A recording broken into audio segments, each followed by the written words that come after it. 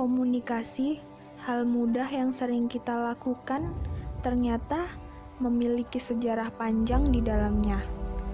Menurut ilmuwan Alfred M. Robert, komunikasi adalah proses di mana suatu ide dialihkan dari suatu sumber ke suatu penerima atau lebih.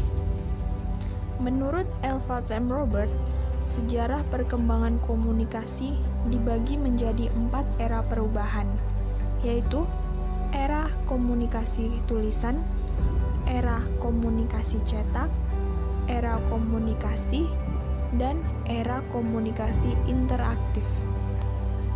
Pada zaman itu, tulisan berfungsi sebagai sistem untuk pengenalan bentuk-bentuk yang manusia kenal. Mereka menggambarkan informasi yang mereka dapatkan tentang berburu dan perburuannya pada dinding-dinding gua. Kini, ilmu pengetahuan dapat berkembang dan dikembangkan karena karya ilmiah sudah bisa didokumentasikan ke dalam tulisan, sehingga tidak tersedia dalam satu kopi saja, tetapi dalam jumlah ratusan. Awal mula era komunikasi adalah saat Samuel Morse mengembangkan telegram, dan hasil kode Morse yang dikirimkan secara elektronik antara dua tempat yang berjauhan melalui kabel yang mengulungkan kedua tempat tersebut. Di era teknologi telekomunikasi interaktif, manusia bisa berkomunikasi dengan lancar walaupun jarak memisahkan mereka.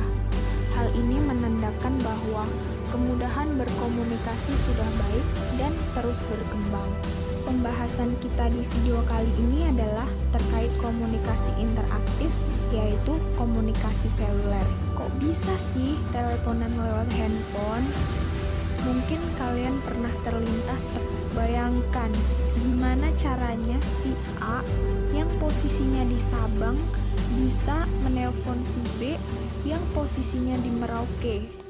Yang akan kita bahas lebih dulu adalah komponen handphone yang digunakan. Terdapat mikrofon, transmitter, receiver, wireless teknologi, yaitu ada GSM dan CDMA, dan speaker.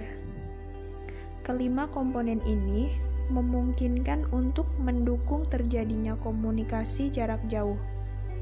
Bisa kita lihat sebuah lingkaran proses terjadinya komunikasi seluler.